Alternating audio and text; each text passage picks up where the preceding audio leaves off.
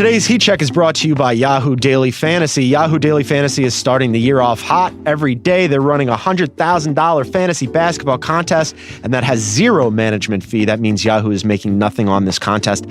Fewer players equals better odds for you. More than 1 in 5 people who play will double their money. Not a bad way to kick off the new year. There's a limit of 10 entries per person, so don't miss these contests. Go to yahoo.com/dailyfantasy. Use promo code Yahoo25 when you make your first deposit for $25 in free play. And now, Heat Check. He's got smoke coming off his fingertips. He's as hot as a blowtorch. It's a Heat Check. You knew that was coming. It's Heat Check time.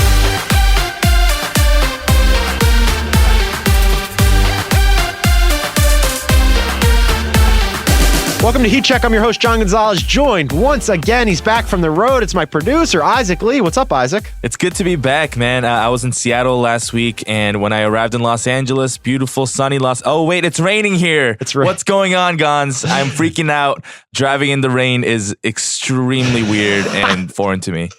Yeah, I love Los Angeles.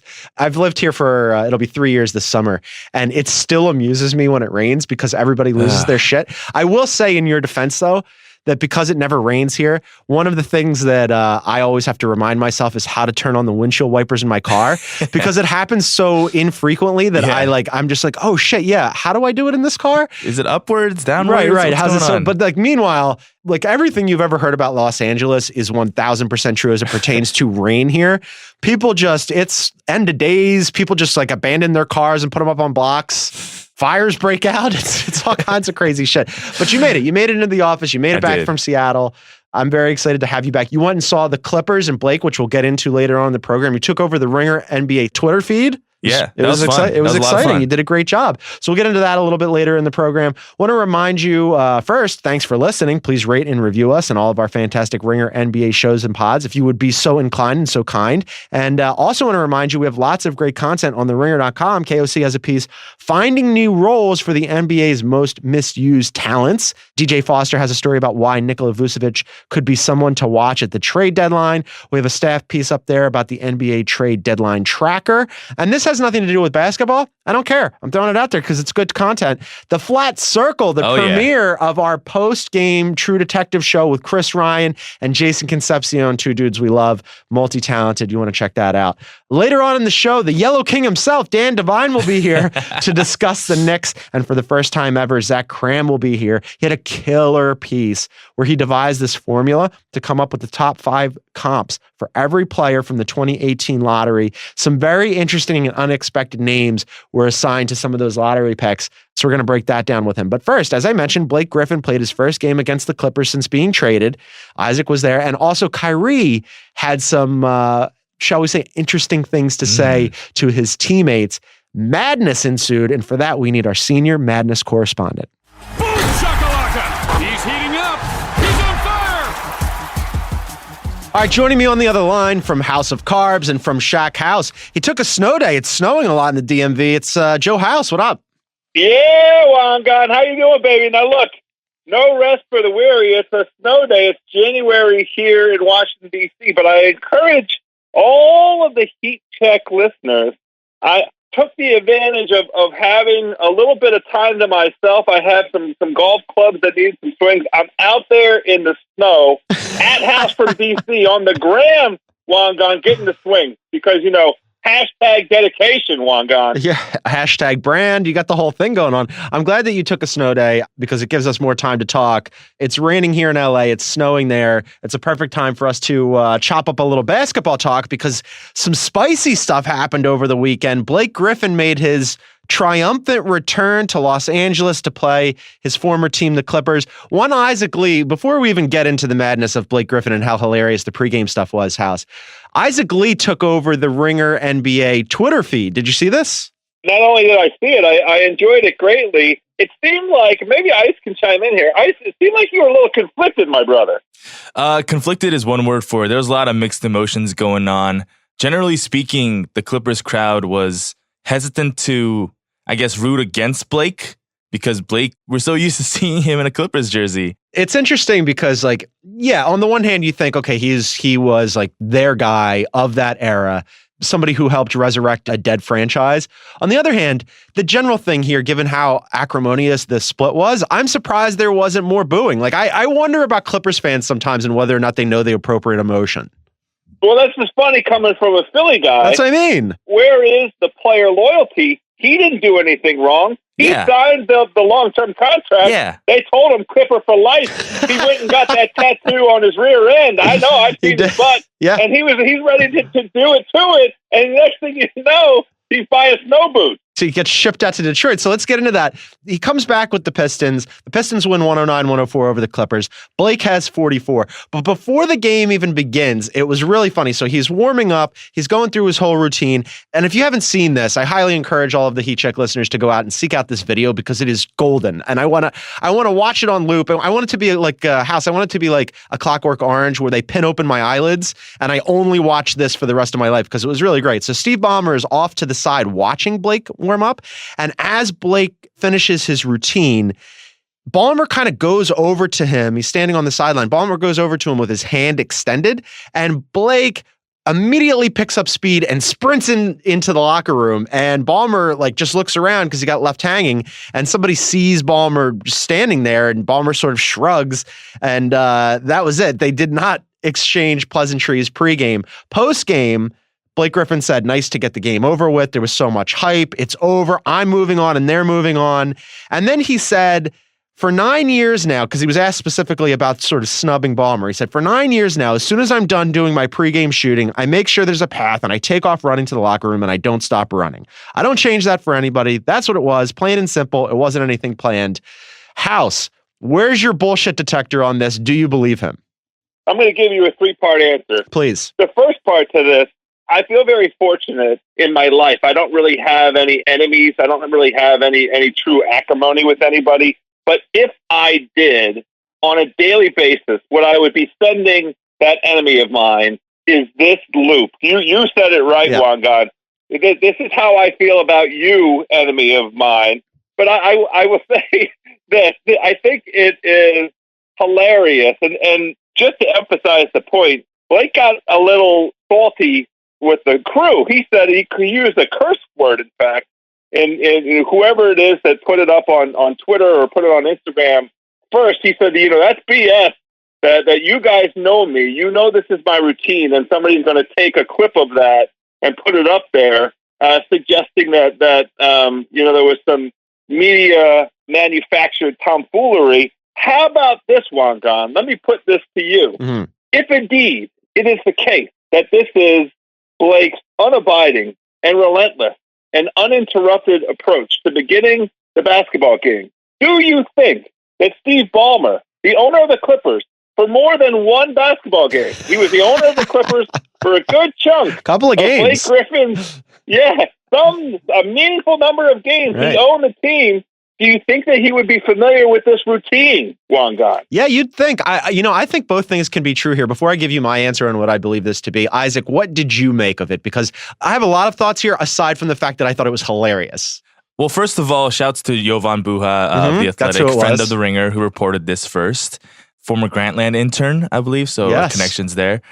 But what I thought of it was, this is actually what Blake did or does as his routine, but it's 100% a snub. Like, yes. There's no doubt. Yes. So here's what I'm saying about, like, it was funny, and this might be his routine, but all of these things could also be true, that in addition to the fact that this might be his routine, that it was also, as Isaac just pointed out, a snub, because as we learned before the game even went down, before this practice, before the shoot around where Blake is warming up and getting ready and Ballmer's got his hand extended, before all that happened, the great Kevin Arnovitz from ESPN wrote a long piece about Blake Griffin, which outlined how the trade went down and how pissed off Blake Griffin was, and probably rightly so, because they did put him through that whole like museum thing where they brought him in and they're like, you're going to be a Clipper for life, and they had all this memorabilia. Yeah, and it was. Let me interrupt you. Please interrupt. Yeah. Why should the Clippers fans have booed Blake Griffin?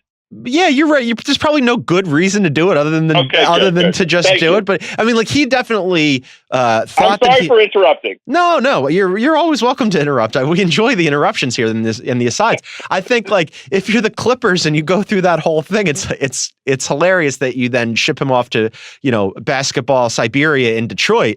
But as we learned in that Kevin Arnovitz story, since that trade, first he didn't take the phone call from Lawrence Frank when the trade went down.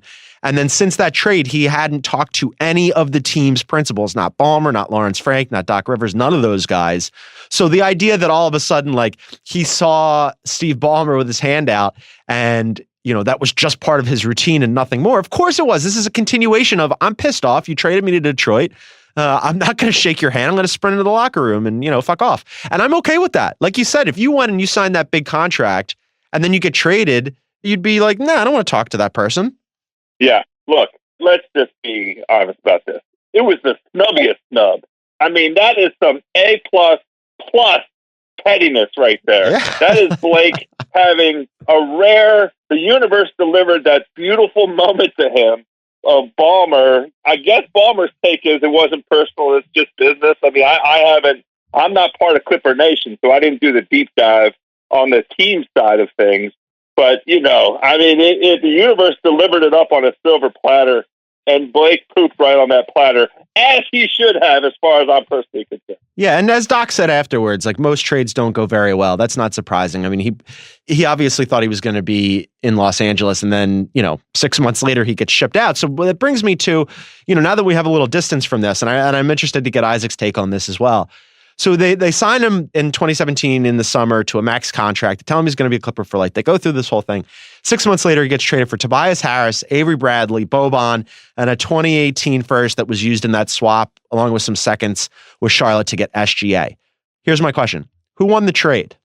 So it really pains me to say this because when this trade actually first went down, I was devastated. And also, Haley O'Shaughnessy, if you're listening, please cover your ears because I don't want to affirm that you were right.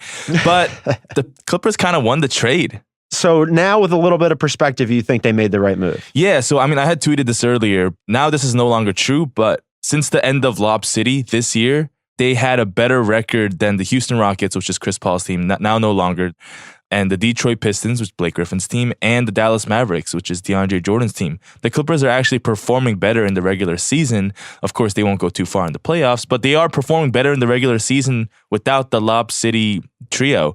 So, yeah, I think they won the trade, and they have a pretty bright future with all the cap space they have this summer, with SGA, with Lou Williams on a pretty team-friendly deal. Like, this is a really good roster, a really good situation. Trust Jerry West. He's literally the logo. It pains me to say this because I love Blake, and Blake is my guy, but I think the Clippers won the deal.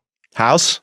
Yeah, so I'm glad you invoked Jerry West, Ice, because that's where this all begins and ends. It was a brilliant move for the Clippers, and it is kind of shocking to the system to see a team do what the Clippers did, but they quickly reached the conclusion that they made a mistake with that contract that they offered to Blake. They are, in that respect, the anti-Wizards. Yeah. They took recognition and cognition of what they bought themselves and immediately found a way to work themselves out of that cap space hell.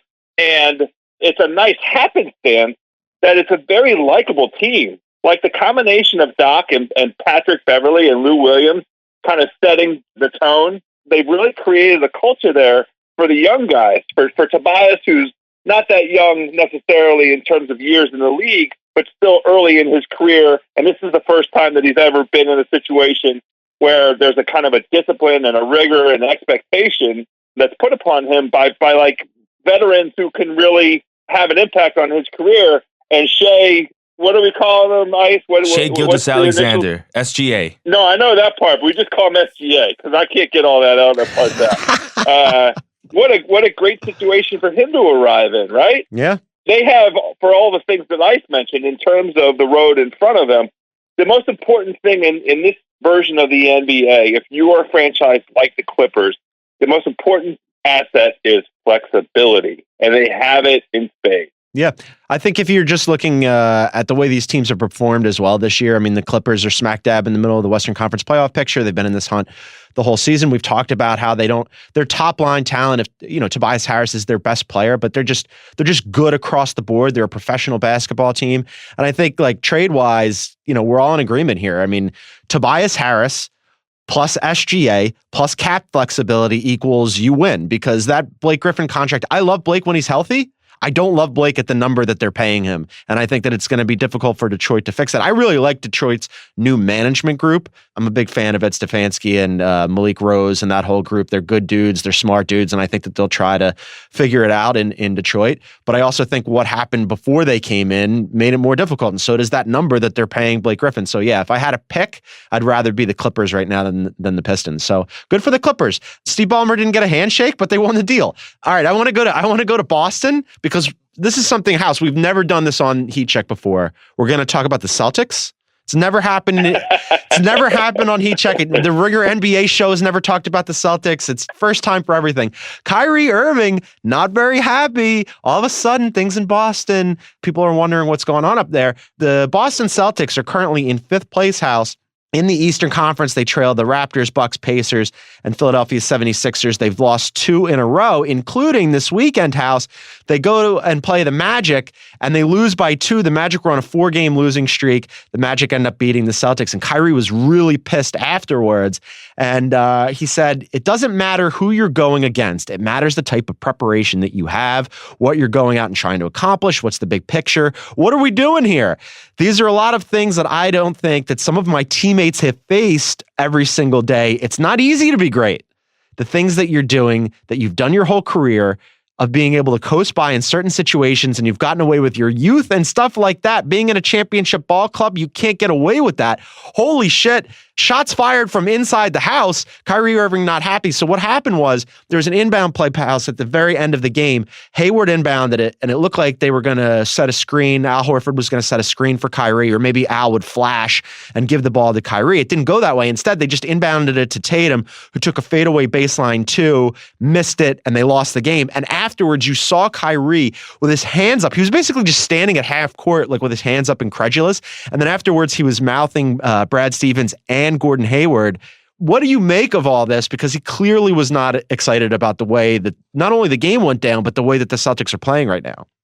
Yeah, so this is a glorious moment, and isn't it just? Juan, God, you know me as a relatively humble person. Hopefully, I don't often come on here and try and pat myself on the back. I will say, I'll pat you on the back. Do it. Yeah, thank you very much. I was on the Bill Simmons podcast on Thursday, and we were going through his NBA All-Star starter ballot. And, anytime we talk NBA, there's got to be some Celtics talk.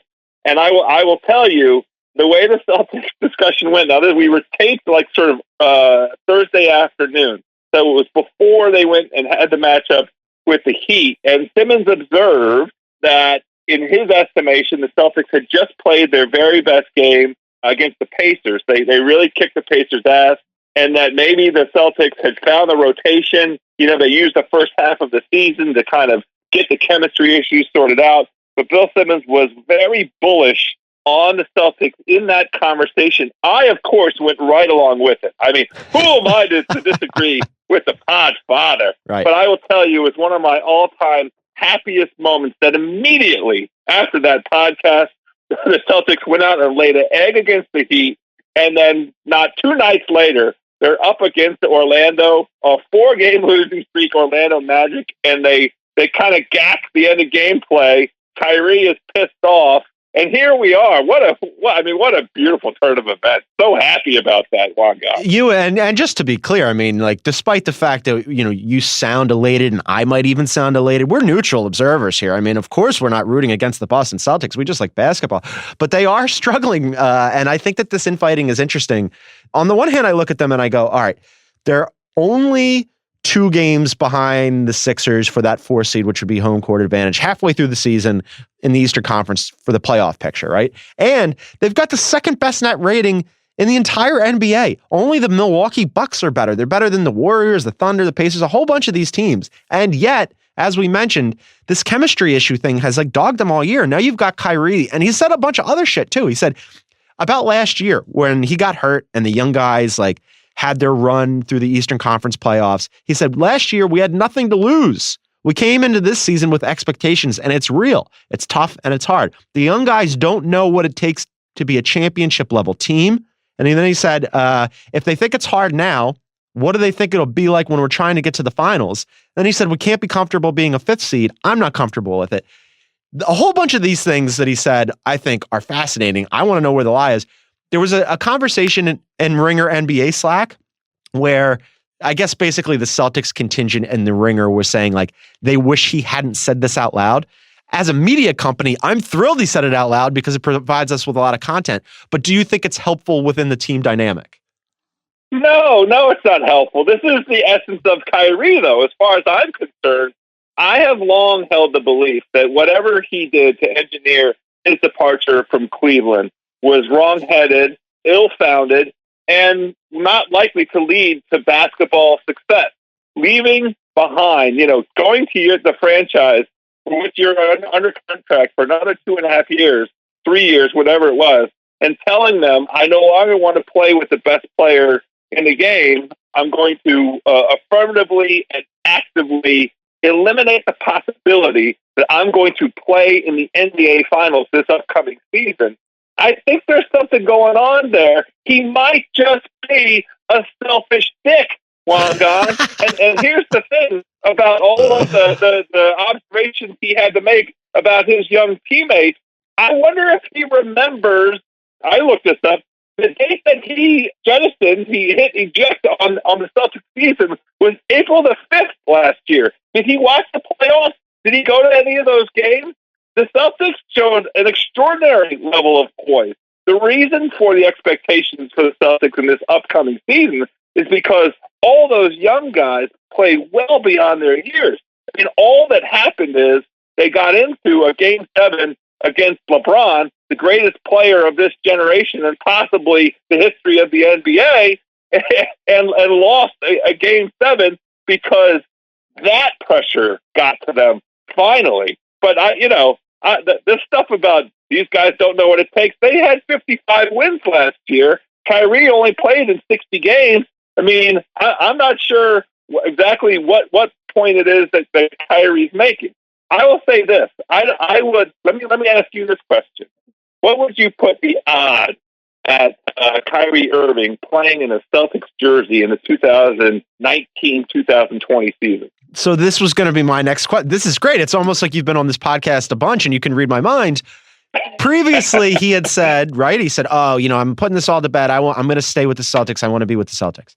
He says all this stuff, and all of a sudden, like the door's open again, right? I mean, percentage-wise, I don't know, 1 in 5 maybe that he walks, but every time he says something like this and he gets frustrated, it makes people wonder. And I'll tell you what, in New York, they're already talking about it on sports talk radio. They're already writing columns about it. I mean, this is exactly the kind of fissure that they were hoping for, just enough of a crack for them to think, maybe he slips out of there. Maybe he doesn't want to, he wants his own team. Maybe the Celtics isn't the best spot for him.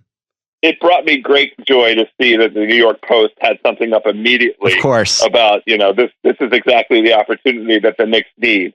But I think it's funny. You said 1 in 5. That's only a 20% chance that you think he leaves. I think it's much closer to like 50-50 and maybe even tilting against him being on the team. Yeah, because at the end of the day, they still have a couple more years of rookie contract. Like all that cash flexibility that comes from young guys exceeding the expectation of what young guys are capable of. That's where real value is generated in the NBA. And I do think it's the case that the Celtics did indeed sort of find a rotation that was going to work, and they may yet put these couple games in the rearview mirror and rip off 15 wins or so. Because I do think there's something to them having experimented through the first half of the season. And Hayward's getting a little more comfortable. Like there's still a high upside to the Celtics. Oh, for sure. Team, they're so deep. But the window's closing on the time in which the Celtics could trade Kyrie. But I honestly thought at the beginning of the season that him saying that he would commit to the Celtics was like exactly the right thing for him to say. But I think that the Celtics ought to have, and maybe there's still a possibility. We're still a couple 3 weeks away from the trade deadline, 2.5 weeks away, that they'll consider getting a young asset if they reach the conclusion that they don't need a long-term investment in Kyrie Irving. That this little attitude moment here, I think, is telling, but it's really reflective of sort of what his engine is all about, as far as I'm concerned. The whole thing, though, like when I look at each of his statements, I go, where's the lie? He's right. They didn't have anything to lose last year. They did come into this season with expectations. It does take a lot to be a championship level team. They shouldn't be comfortable with being a 5th seed. Maybe he said the quiet part loud and he shouldn't have done that. But for me, like maybe sometimes these young guys, like that he's trying to marshal and push forward and he's trying to be a leader, maybe sometimes you do need to call them out in public, and the behind the closed doors thing that maybe he might have tried previously. Perhaps he wasn't getting the kind of results that he wanted from that, or maybe it was just frustration boiling over. But I look at each of these statements and he didn't say anything that didn't seem true to me. And the ironic part of all of it is, you know who he sounded like? He sounded like LeBron. That's something LeBron would say, where he's like, yeah, man, shit, we got a lot of work to do to be a championship level team. Like he learned from one of the greatest of all time. And now he's kind of like, you know, he wanted to get away from him, but now he's kind of being like him. Well, here's the crucial difference, though. He ain't LeBron. No, that's true. LeBron has a track record of being a leader of men. This is Kyrie's first. Kyrie is getting what he asked for. I want to be with a franchise where I can kind of be the alpha dog, and I can try and, you know, steer the course of things. And, you know, I'm just a little bit underwhelmed. Now, to be fair, he did, if I was going to be generous about it, I give him a lot of credit for creating the environment last season to let all those young guys flourish. You know, Jaylen Brown and Terry Rozier and Jason Tatum, they all were able to, like, definitely play loose. And I'll give Kyrie a little bit of credit for creating that sort of space, creating that headroom, right? But, you know, they also deserve some credit for what they did from April the 5th through Game 7 of the Eastern Conference Finals. I think they showed a level of poise, a level of professionalism, and they showed that they were not going to be cowed by the moment. That Sixers series all by itself was a pretty impressive, pretty veteran. Now, again, they have Al Horford, and he's kind of a quiet leader. But I just, you know, I just wonder about the fit. It can be, as you observed kind of earlier in this conversation, both things could be true. Kyrie could just now have said a whole bunch of things that are true about the state of the Celtics. And on the other hand, I have my doubts about whether or not he's a leader of men. Look, you can't see me right now because we're doing a podcast, but I'm tenting my fingers like an evil villain because I'm loving this so much. I don't know if it is a 1 in 5 chance that he walks, like I forecasted it, or a 50% chance like you did, or greater, but that there is a chance now and that we're talking about it. You know, again, far be it from us to delight in the misery of the Boston Celtics. We're just saying it's happening. It's just happening. I'll say this, though. 100% chance we have Joe House back on the Heat Check podcast sometime soon. House, stay warm in the snow. Thanks for doing this. Love you, Juan Guy, and always. I always say yes when you call. You're the best. Thanks, buddy. All right, that was Joe House. We love when House comes on the program, and we love this next guy, too. It's Dan Devine. Boom shakalaka! He's heating up. He's on fire. All right, joining me on the other line, staff writer extraordinaire from New York City, it's Dan Devine. What's up, homie? Not a whole lot, Gonz. How you doing, man? Good. Thanks for doing this. So as you know, I spent some time with the Knicks when they were on their West Coast road trip. We're going to start with your New York Knicks. Spent some time with them when they were on their West Coast road trip. Their handlers speak very highly of you, by the way. Immediately, they were talking about Dan Devine. Everybody in New York talks about Dan Devine, apparently. Well, it's news to me, but I mean, I guess they'd rather talk well about me than have to talk about what's going on with the Knicks right now. Yes, so that was kind of the crux of my story, where I went for years, and you know this better than anybody, being a New Yorker and a Knicks fan and a basketball writer. For years and years and years, they were stuck in that mediocre middle where they like couldn't figure out like how to get good, but they weren't willing to, for whatever reason, get super bad, because they always had this like pipe dream of, hey, you know, we're the Knicks and we play in New York and we're just going to throw a bunch of money at people and they're going to come in and they're going to headline the Garden and they're going to fix us. But that never went down that way. So I think finally, for whatever reason, part of it obviously is Kristaps Porzingis being out this season, and we can get into that in a second, whether or not he should continue to be out. But they're bottoming out here. They have 10 wins as we record this. Only the Cleveland Cavaliers have fewer wins with 9 wins. They're doing the right thing here, no? I think so. I mean, it certainly feels wrong in the moment when you're watching a team lose 19 of 22 games. That's a rough hang. No, you gotta lean into this as a diehard tank enthusiast, somebody who watched a lot of bad basketball. You've got to lean into it. The Tony Rotens and the Alexei Shveds of the world are your friends. Well, I will say, two of my favorite things, or one of my favorite things that I ever got to write was after Tony Roten's first ever triple-double, and I was like, holy cow, Tony Roten's a player. They got something there. No, they don't. And I still believe that could have been the case. But and Shved, who does not love themselves some Alexei Shved? Of course. Knicks fans and Sixers fans share that. That's a nice Venn diagram right there. But I mean, it's absolutely the right thing. I wrote about it a little bit earlier this year. I didn't get to have the sort of in-depth coverage that you did with spending time with them, but they're finally the right kind of bad. This is the idea.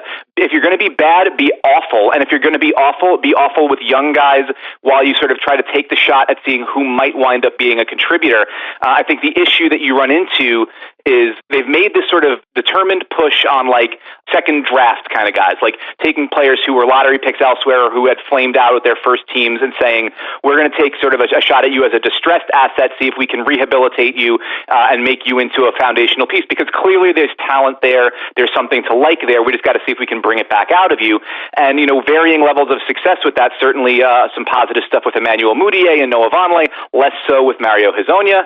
The question is then, are you going to pay to keep those guys around because they're going to be on expiring contracts or in restricted free agency? So that's when sort of the rubber meets the road on this rehab idea. But the general approach of let's be as bad as we can while we have no hope seems to make a lot of sense. Yeah, I think so too. You touched on two things there that I struggled with in my piece, and that Chris Ryan, who is my editor and wears many hats here at The Ringer, we were debating, and literally very many hats. Very many hats. He has a lot of wonderful hats, and figuratively as well. But I wanted to bounce this off of you because you just mentioned Mudiay and you just mentioned Vonleh, and so Mudiay is playing better than he had, obviously, in Denver, and Vonleh is playing better than he had in Portland and Charlotte. But I struggled with, are they good stats, bad team guys, or are they actually being rehabilitated? Have the Knicks and Fizdale, I really like Fizdale a lot, by the way. I think he's smart. I think the approach that he's taking with these guys is the right one. Direct, candid, this is what we're doing. All of that makes sense to me, but has Fizdale actually fixed them, or is this just a byproduct of course, Emmanuel Mudiay and Vonleh would be the perfect guys you'd want to tank? I think, I'm a little skeptical with Mudiay, if only because I think a lot of it is predicated on him shooting more effectively than he did when he was in Denver. He gets the keys to the car and being a downhill point guard where he can get to the rim, and he's certainly got the physical profile to be able to do that effectively and to be really good at working in the pick and roll, getting into the paint, bouncing off a guy and getting a shot up. He's finishing a lot better and shooting a lot better than he did when he was in Denver. Some of that might be confidence. It absolutely might be, that under Fizdale and, unleashed a little bit, he gets more of an opportunity there and he's responding in kind. Some of it might just be over the course of 40 games, the coin has wound up heads more often than not, where we used to have a much rougher run of it. And I think with him, he feels like the kind of guy that I'd rather not be the team that pays to find out if this was for real. I think that's the question when you look at him going into restricted free agency. The enticing part of a really young point guard with that kind of physical profile and the sort of peripheral stats that he's put up this year and the advanced numbers, there's a lot to like, but I think that's the one that would make me a little bit queasier. In terms of Vonleh, though, having big guys who can defend multiple positions really considerably well, and then also have a little bit more in their game. He's shown more of a face-up game. He's shown more of an outside shot than he had. I think a lot of it with him was consistency and opportunity, similar to what I was saying with Mudiay. He went to Charlotte early and never really cracked in there. And with Portland was a team that was sort of ready-made and trying to make a push. Didn't have a whole lot of time for a young guy to figure himself out there. And so now that's the kind of guy that I think would be interesting because you need as many versatile defensive pieces as possible. So I think that's one where I might be a little bit more intrigued at what the price tag is to keep him around, or if I was another team looking for a young front court guy to build with, because he might not hurt you on defense, which is going to give him more chances to succeed on the other end. But you're absolutely right to look at these things and say it's a little bit of a mystery box right now, and I think that's sort of what makes it a bit of an issue for the Knicks is so we've seen what these guys look like now, but in the best version of who we want to be, do these guys even have any kind of role? Yeah, I think the price point is right. With Vonleh, how much is he going to cost? then it becomes interesting. With Mudiay, I probably wouldn't want to be the team that pays him to find out either. But this tanking thing, like with Mudiay moving into the starting lineup and playing better, and them like sort of, I don't want to say committing to him, but using him more heavily, is interesting because it's come at the expense of Frank Ntilikina, who I spoke to for the piece. And Frank seems like a really nice kid, and he was trying to say the right things, and he was like, praising Mudiay and he was praising Fizdale, but you could see like it was kind of frustrating him because, in November and December, his minutes dipped big time. And on top of that, he was catching DNP CDs. And this is a guy you drafted just 2 years ago. And I don't quite understand what they're doing with him, because if you are going to like their whole thing that they kept telling me when I was asking about this season was judge us on our player development, which is completely fair. Like they don't want to say tank. And we're going to get into that in a second because it's, I think, caused some aggravation within the team structure. They don't want to say that. They want to talk about player development. That's fine. But you've got a young guy who clearly needs to develop. And how are you developing him? By gluing his ass to the bench and not playing him? Like before he got hurt in LA, here's some of his minutes logs. 29 minutes, 16 minutes, 14 minutes, DNP CD on Christmas Day, 21 minutes, 16 minutes, 18 minutes. Like that's really tough.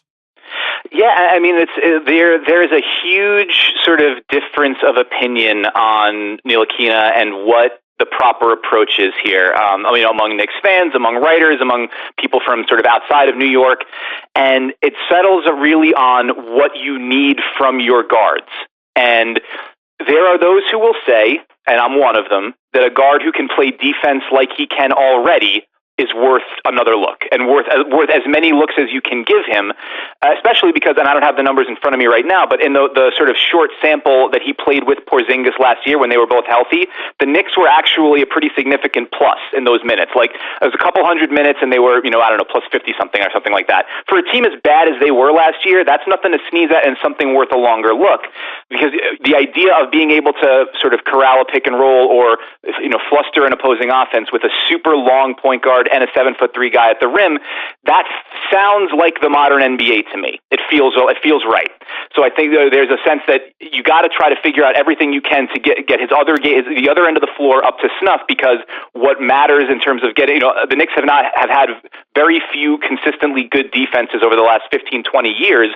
And, if you want to get back to being a team that stops people, that seems like a pretty good place to start. Yeah. The other school of thought is that this guy can't do anything on offense. And this is the issue. And that's fair. Yes, you need to give him the opportunity to run, but if he's not going to get downhill with the dribble, if his handle's not tight enough to be able to hold up against pressure, if he's not a good enough shooter from anywhere beyond like 15 feet for that to matter, there's an aspect of this that's sort of like the offensive game is almost like Fultz without the mystery.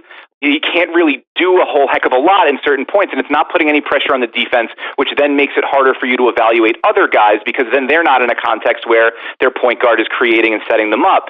And there are valid points to both sides of it. To me, I think that there needs to be they've needed a defensive overhaul for like a generation now, and I think Ntilikina seems like somebody who should be part of that. But if the idea is you need to have the optimal sort of set circumstances to find out what you have in other guys, a point guard who puts no pressure on the defense makes that tough, which is why then you see Fizdale lean more toward Mudiay, more toward Trey Burke, and guys that are at least decisive off the dribble. Yeah, you'd think Fizz would be the perfect guy to do the defensive overhaul thing too, because he had some really good. Obviously, he had better players in Miami when he was assistant there, but he was part of really good defenses there. He was part of really good defenses in Memphis. He did say when we were asking him about that, like that he tried to put in some what he described as complicated defensive concepts, and that this young team that is just like learning how to play with each other and learning what each other's tendencies are, it was just too much for them. So he's gone the other way now and tried to simplify everything and then I guess build from there. So I suppose that'll take some time, but offensively, Ntilikina, he returned after that injury, the ankle injury that he had against the Lakers, played 28 minutes against the 76ers. 76ers pulled out a big win over the juggernaut Knicks, 3-point win over the juggernaut Knicks. Ntilikina played 28 minutes, and to your point about his offense, he went 4 for 11. He shot 1 3 and he missed it. He only got to the line twice, missed both of those. I mean, he doesn't look confident right now offensively, so I could understand why, if you're Fizdale, you go, well, why do we even bother? He's only scored in double digits. I'm looking at his game log now once in the last month. I mean, it's tough. It's a struggle for him. But so all of this kind of goes into the whole tanking fold. And you and I and a lot of other people, I think from an academic standpoint, think it makes sense. there are people in the Knicks who play for the Knicks who do not like it. Right. One of them might be Kristaps Porzingis. There have been reports about, hey, he might want to come back, and the Knicks are like, man, maybe you don't need to come back right now. Where are you on Kristaps Porzingis and whether or not he should return? Yeah, I mean, I think it makes all the sense in the world to keep him on ice as long as possible. You're not playing for anything of note this year, clearly, and the more losses you get, the better your chances of drawing a high draft pick, et cetera, et cetera. We get the, what you call the academic case for it.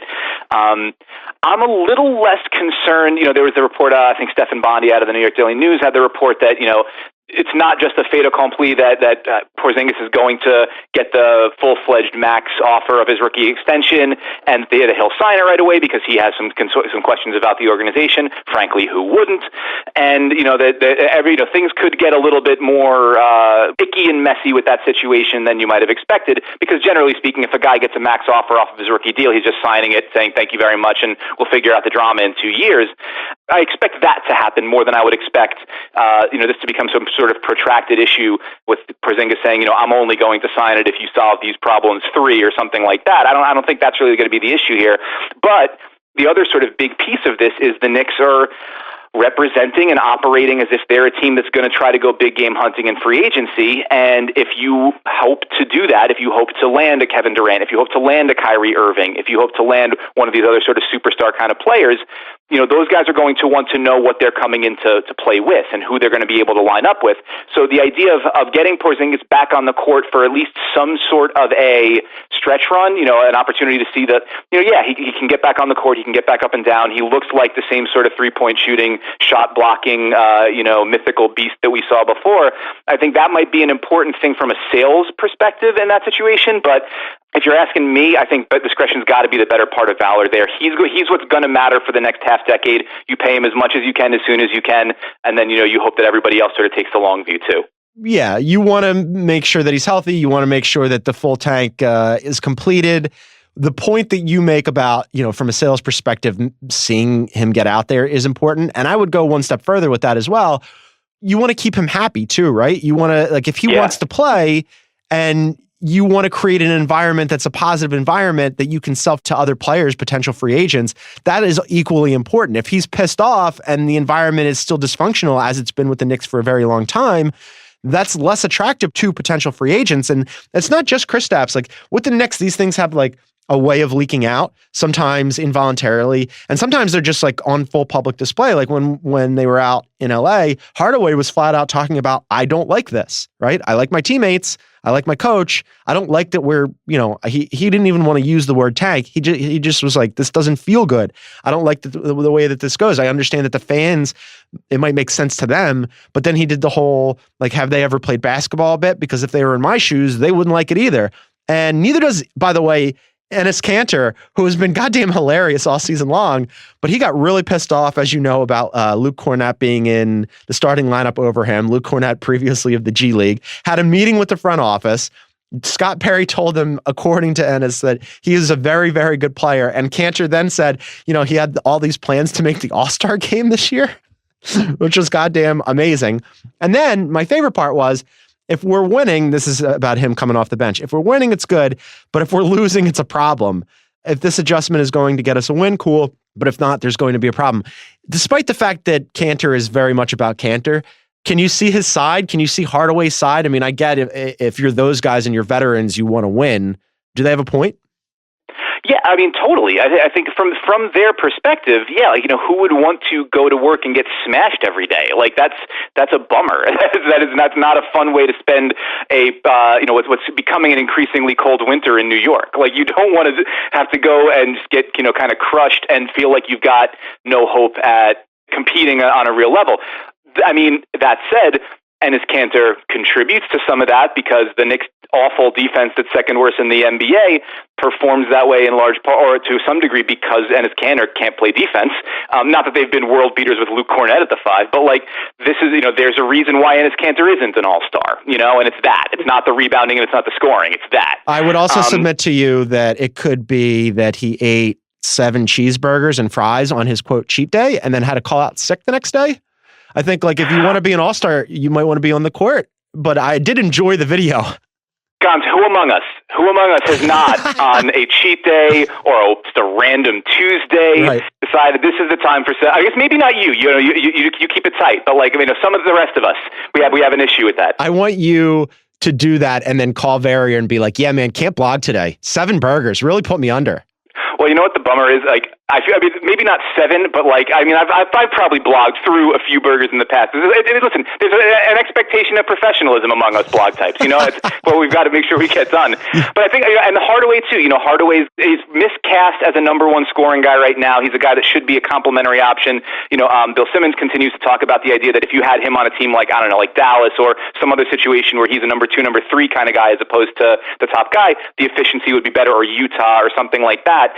But like, all these guys are miscast because this team is what it is. This team is a team to get through this season, sort of see what these pieces might wind up being beyond that. And then like, there is no long-term plan for this team. So yeah, if you're a guy who wants to know where my next paycheck is coming from, where, you know, what the sort of next arc of my career is going to be, yeah, you want no part of this, except for the part that allows you to stack numbers, make an all-star appearance, do whatever you need to do to try to burnish your resume. And I think it's hard to do when you're on a 10-33 team or whatever. Last next thing for you. Are you sure? You don't want to talk about this for another hour? I was going to say, we've already gone way longer on the Knicks than I anticipated. I had like 40 things I wanted to touch on with you. We did one. It's the Knicks.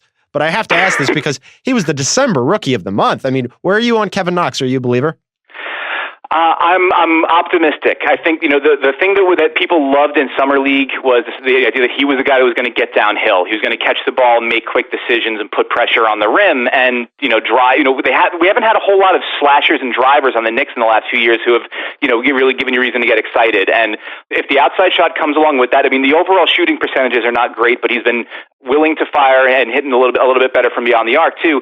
That plus the rebounding at that sort of combo forward spot. I like the idea of him as a sort of a small ball 4 on a team that has Kristaps in the middle, or, you know, another maybe all-star caliber 3-4 guy that may come from the West Coast when given all of the money in the world this summer. I think he makes some sense there, and that is a bright spot. You know, we talk about some of the other developmental stumbling blocks. I think the opportunities he's getting afforded and what he's doing with them are pretty exciting. I'm rooting for him. He seems like a nice kid. He's a big body. He's got a lot going for him. The upside is there. Not a lot of bright spots in New York right now. He's pretty much it. I hope it works out.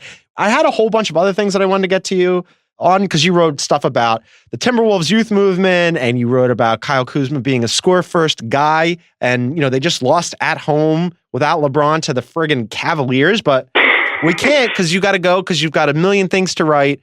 Anything you want to plug before you go? Well, I think the first thing I want to do is say, like, maybe that's a ring or curse type situation. That might be my first that I write about Kuzma, and then immediately the Lakers go in the tank. So yeah. It's nice to be welcomed aboard like that. Yeah, I've got something coming up on, you know, a team that I know is really close to your heart, one that you love very much, the Boston Celtics. Yeah. That'll be coming up because it's interesting times in Boston, man. That was a weekend to forget for them. So I've got something on them coming up later today. And, you know, there'll be more for me every day over at theringer.com. Speaking of the ring or curse, Danny just wrote about Kyrie, and then immediately they go in the tank and Kyrie starts popping off. I was talking to House about it before you came on the show, and I just want to reiterate, I am not delighting in their misery. This is not a Schadenfreude situation. Playing it straight. That's right. And you know what? Again, we talked about the professionalism of blogging through burgers. This is another way that you are showing that. Dan Devine, you're the best, homie. Thanks for doing it. Thanks, Gons. All right, that was Dan Devine. We always love when he joins the show. Before we go to Zach Kram, I want to bring up our NBA watch of the night. Hornets at Spurs tonight, Isaac Lee. Unlike Kawhi Leonard, I believe that Tony Parker's return will be much more positive. Absolutely. I'm excited about this. I think that Spurs fans, I know Shay's excited about it. Should be a good game. It's on NBA TV. And I just want to mention this again because Dan Devine has pointed it out about a million times, both on Slack and Twitter.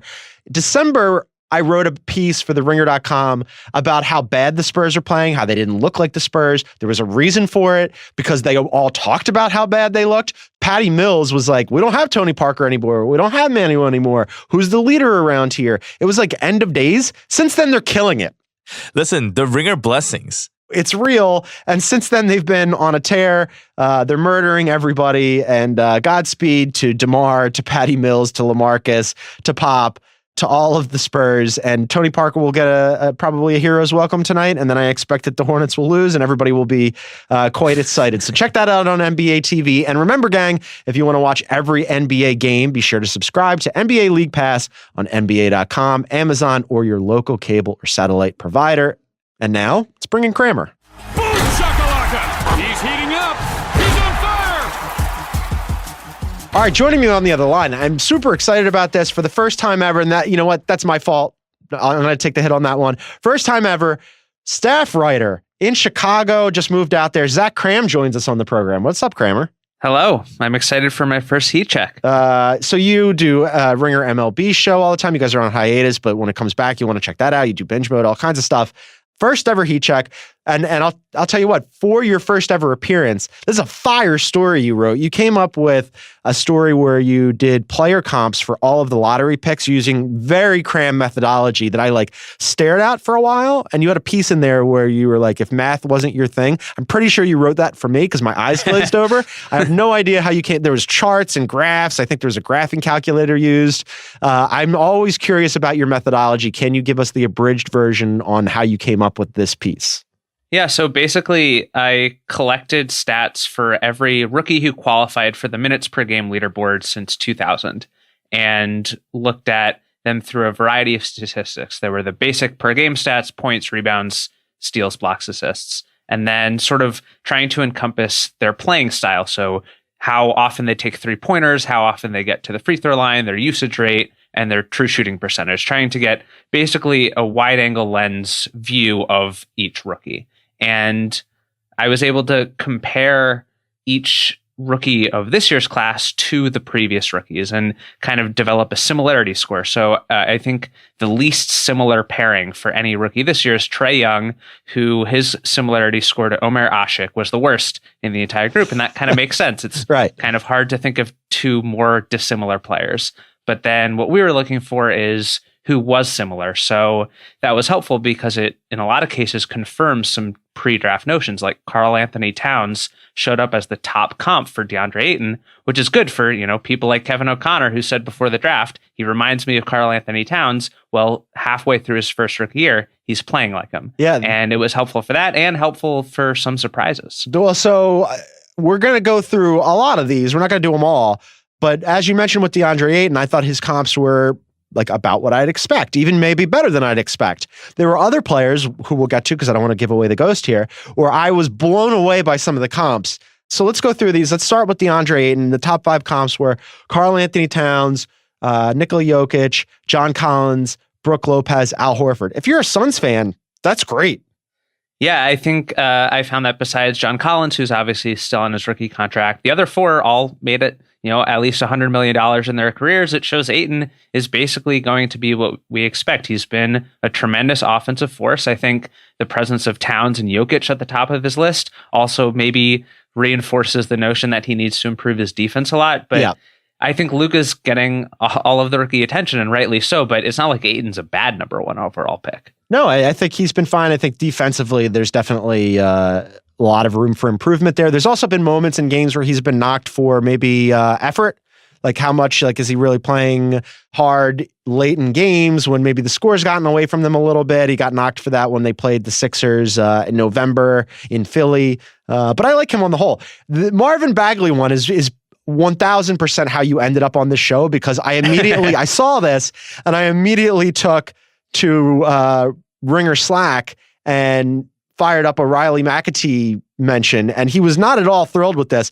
Tell the people who the number 1 Marvin Bagley comp was.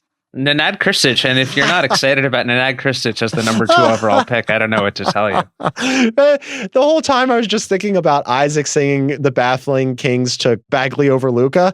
This was so good. And now there's some better comps further on down. Jokic came in as his 3rd best comp. Yao Ming came in as his 4th best comp, and John Collins as his 5th best comp. So if you're the Kings fan, you go, all right, it could be worse. But the first one just made me fall off my chair laughing. Yeah, and I think Bagley is a good reminder that, first of all, we're comparing these rookies who have only played half a season to overall rookie seasons for everyone else. So it certainly might change at the end of the year. And with Bagley especially, he's been hurt for so long. He was playing somewhat inconsistently before then. So I'm not sure if this is as predictive as, say, DeAndre Ayton's might be, because there's just so much of a larger sample there. All right, so Luka is the one that I think everybody's going to want to talk about here.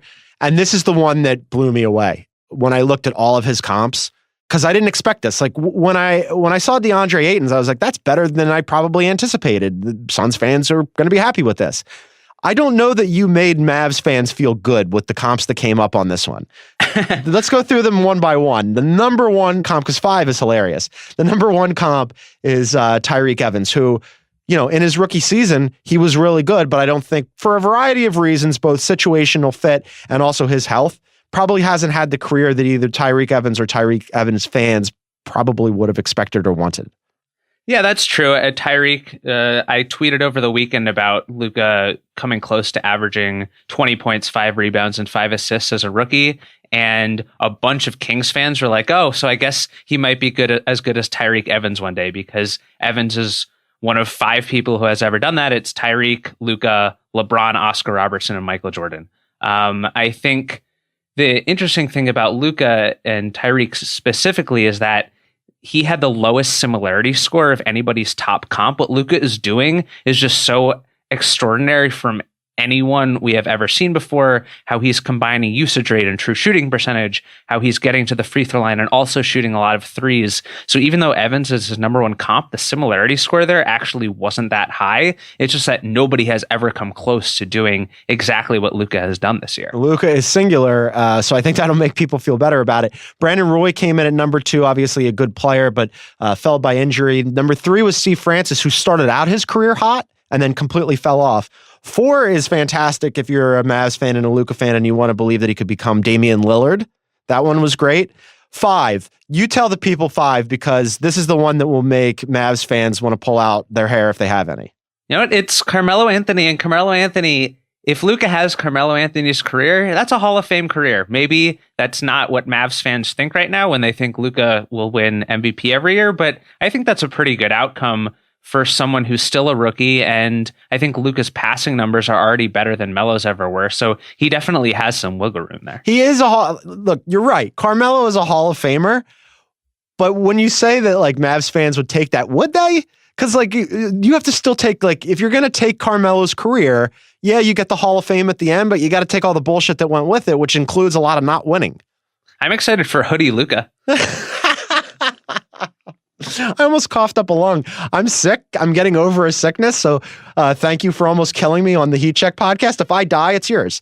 I think if you're Luka, the whole thing about the comps and the similarity scores being hard because he's been so good are right. Because look at the All-Star voting. I mean, he's at the very tippy top of the All-Star voting for a reason. And he would be one of it's just like, what you put it in Slack. Was it just in this century, it would just be, he'd be just Blake Griffin and Yao Ming who would make the All-Star game as rookies, right?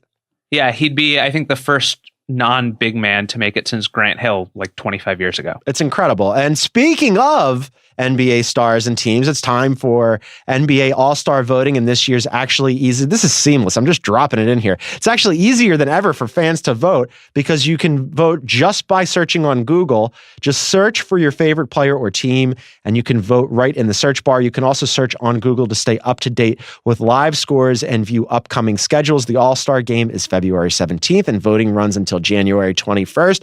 Fans can vote for 10 players a day. Kram, I encourage you to go vote on Google. That was seamless. Thank you very much. I host a podcast for a living. They pay me for this.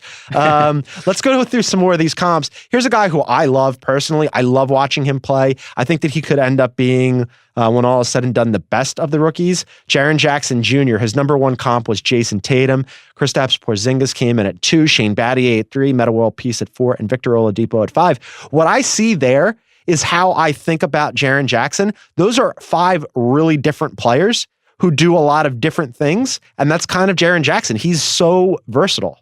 Yeah, I came to the same conclusion. I was a bit surprised when Tatum came up as number 1, but I didn't put a factor like height or position as one of the inputs, and I was kind of glad that it came out with a surprise like this, because if you look at their numbers, Tatum's rookie year and Jackson this year, their per game numbers are almost identical. They shoot the same number of threes. They get to the line at the same rate. And Jaren Jackson is doing all of that while also being one of the best at-rim defenders in the league. I think that's exactly right. It speaks to his multi-positionality. It speaks to his sort of 3-and-D presence, but as a center. And I think that's really encouraging for Grizzlies fans. He can do so many things on the court. Like I've mentioned this on Heat Check before. I've watched an inordinate number of Grizzlies games, and I want to once more reaffirm that this is the official podcast of the Memphis Grizzlies. It's not the mismatch and that guy that hosted on Tuesdays. It's right here at Heat Check for all your Grizzlies talk.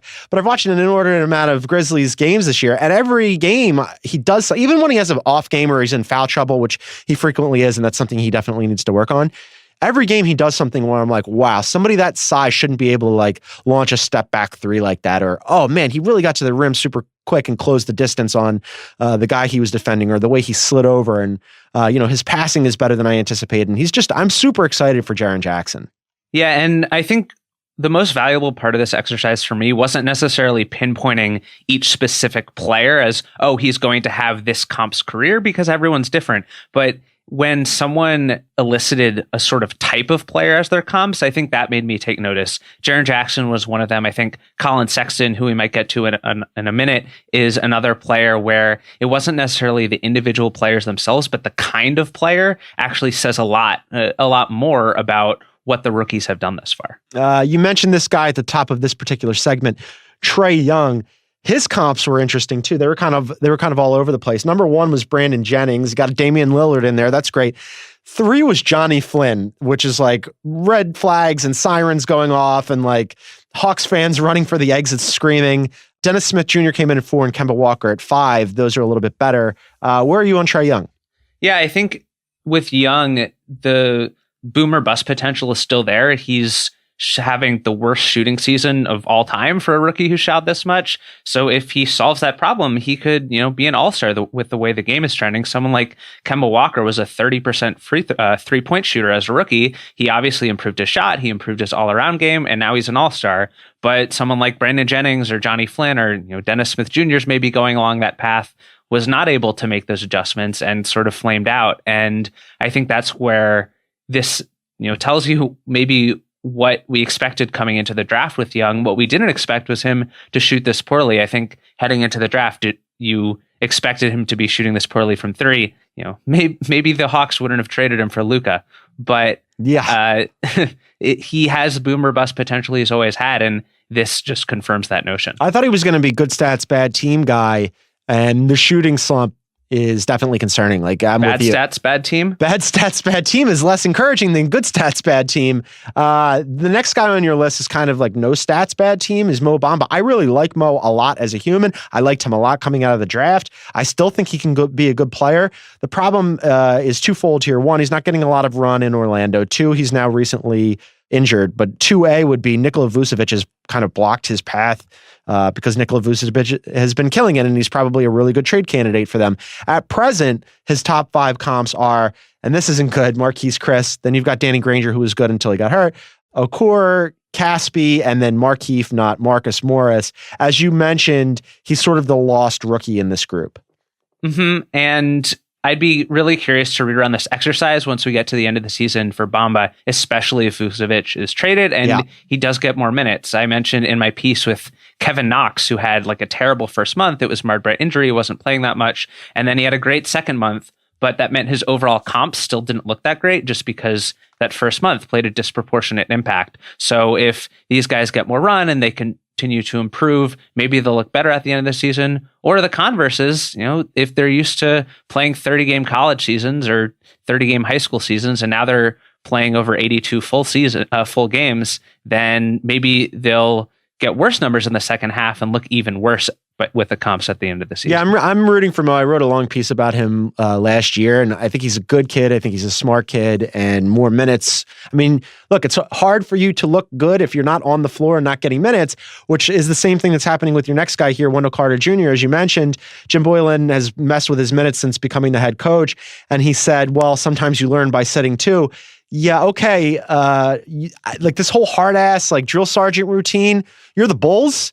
you might want to get these young guys some run because you could potentially have a really nice young core, but you're not going to develop them in the same way that I mentioned earlier on in the program when Dan Devine was on. Like the Knicks want to be judged on their player development. Well, that requires you to actually develop your players. At present, Wendell Carter Jr.'s comps look pretty good to start. Nikola Jokic right off the top. Then it's Darius Miles, which was interesting. Miles Turner, Josh Childress, and Luis Scola.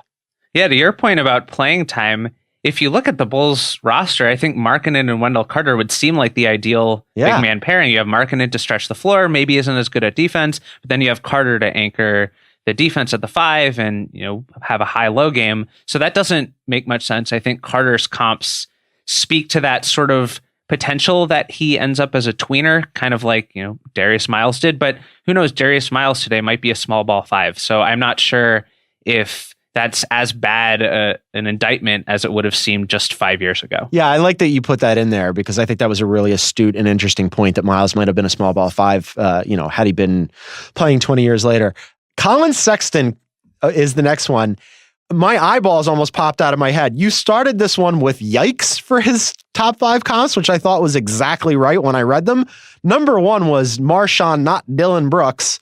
2 was Chucky Atkins. 3 was Jason Richardson. 4 was Adam Morrison. And 5 was Richard Hamilton. Yikes is right. This was the most worrying set for me, and not because all those players are bad. Jason Richardson, Richard Hamilton obviously had great careers. Yeah. But the fact that Collin Sexton is a point guard and doesn't have any point guards in his top 5 is not reassuring for Cavs fans who might just see his low assist numbers, because this speaks to his all-around game. The fact that his usage rate is so high while his assist rate is so low. The fact that I think it's either he or Knox, they've been flip-flopping back and forth, has the lowest true shooting percentage in this class. One of the factors that went into these comps is defense sort of quantified by steals and blocks, but that's not a huge part of these rankings. And the fact that Sexton has also graded out as a pretty abysmal defender thus far is concerning even on top of this. So, again, he's a rookie, he's young, he's still learning the intricacies of an NBA offense, but he doesn't even have any point guards on his list. And that's a concern. Yeah, I would be super worried if I were Cavs fans. Although I think I'm not sure how much you could possibly reasonably expect Collin Sexton to do. So that, if these comps come out and they don't look great, if I were a Cavs fan, I'd be like, yeah, I probably didn't have that high hopes for him, but this is much worse than anticipated. Kevin Knox is an interesting case study, as you mentioned. Started the season, not good for him, wasn't getting any run. December, great for him, got a lot of run. Eastern Conference Rookie of the Month. Top 5 comps start with Knicks fans, meet your new J.R. Smith. Amazing. I was so happy that stayed. But if you look at just his numbers since December 1st, his top comp actually makes a lot more stylistic sense. It's Kyle Kuzma. And you can see a lot of similarities between those two players, not just because their initials are both KK, but because they actually play in a similar way. They have similar strengths, and they both sort of could adapt into the same role in a modern NBA offense. Yeah, I think the size, they're both like pretty big guys. The way that they could potentially be deployed if they keep using Knox this way makes a lot of sense. This is why we're going to have you on in perpetuity now. You're going to be in the regular rotation because I hadn't gone as deep as their initials are the same. That's the kind of in-depth, super bore down analysis that you're going to get from a Zach Kram. I should have made that one of my factors. From now on, you've got to incorporate names and initials. I'm not going to do all of these. We're just going to skip to a couple more here. Let's do, for Isaac's sake, SGA. Top 5 comps came in as Wally Szczerbiak, Eric Bledsoe, Malcolm Brogdon, Vonteego Cummings, and Iman Shumpert. The last 2 aside, the first 3 are pretty good. Yeah, and I think when I started this exercise about 2 weeks before the piece ran, I think instead of Cummings and Shumpert at 4 and 5, it was Danny Granger and Rudy Gay or something. So I wrote this long, glowing blurb about that and then had to sort of change it a bit once he slumped. But I think sort of like with Jackson, this does speak to SGA's multi-positionality potential, because Szczerbiak and Bledsoe and Brogdon all succeed in very different ways, but all those paths are still pretty open to someone who's as dynamic an athlete and as impressive a rookie as SGA has been thus far. So I think this is, even though Justin Verrier, when he was editing this piece, commented who on Vonteego Cummings, I think it's an encouraging list overall. Isaac, as a Clippers fan, as we've demonstrated here on Heat Check many times before, how do you feel about these comps? First of all, I also said who when I read Vonteego Cummings because I don't know who that is. Awesome. But number 2, Eric Bledsoe stands out to me because he was obviously drafted by the Clippers and had a pretty good, pretty solid rookie season and developed into a Clippers fan favorite. And Shai Gilgeous-Alexander, my large Canadian son, has the potential to become a fan favorite if he sticks around long enough, which we hope he does. So you're okay with this? Yeah, I'm pretty okay with this. I think SGA has more potential to jump these comps. Obviously, it's his rookie season. This is the worst he's ever going to be. And it's tough to project, as you guys mentioned earlier, from the rookie season to the comp's career. So I'm optimistic that SGA will surpass all of these guys on the list. I like an optimistic Clippers fan. That's good about you. All right, last one for you. And I'm going to just do this in the interest of fairness, because when I brought this to Ringer Slack to make fun of Riley immediately clapped back with, well, why don't you get us some Markelle Fultz comps then? And you did, because you're Zach Kram that didn't appear in this piece. Why don't you run through some poor Markelle Fultz comps? So the caveat with Fultz is that even if you combine his first 2 seasons thus far, he still hasn't played enough minutes to reach the qualification threshold I set for everyone else. Awesome. But, that's okay. So take this all with some huge grains of salt. I generated Fultz's top 10 comps, and they are as follows. Okay. Anthony Carter, Terrence Williams, Junior Harrington, Vonteego Cummings, Tyler Ulis, Nate Wolters, Raul Lopez, Jameer Nelson, Alexei Shved, and Isaiah Whitehead. I got very excited about Alexei Shved because I'm an Alexei Shved stan from way back, from when they were tanking. And also, if I could just pick out one, Jameer Nelson, gives me hope. Yeah. That gives me hope. Tyler Ulis and Nate Wolters as sort of the backup point guard boilerplate there. I also say who to some of these names. So it's not great, but again, grains of salt. I think Fultz obviously is in a special situation as compared to basically every other rookie we've seen. So I'm glad we did this in the interest of fairness, but I even trust Bagley's comps a lot more than his. I think anytime you can trade up and trade away another first round pick to get the next Vonteego Cummings, you got to do it. I think this vindicates Brian Colangelo. He's out there somewhere shaking his fist. He knew he was right. Zach Kram, go and read his piece on theringer.com. It's really excellent. You outdid yourself per usual. We're going to have you back soon. Thanks for doing this, Kramer. Thank you so much. Have a good one. All right, that was Zach Kram. I want to thank Zach Kram. I want to thank Joe House. I want to thank Dan Devine. And of course, our producer back in the fold, Isaac Lee. I want to thank all of you for listening to Heat Check. Please rate and review us on Apple, and be sure to listen to The Mismatch on Tuesday, Group Chat on Thursday, Corner 3 on Friday. Isaac and I will be back next Monday. Thanks for listening, gang. Bye.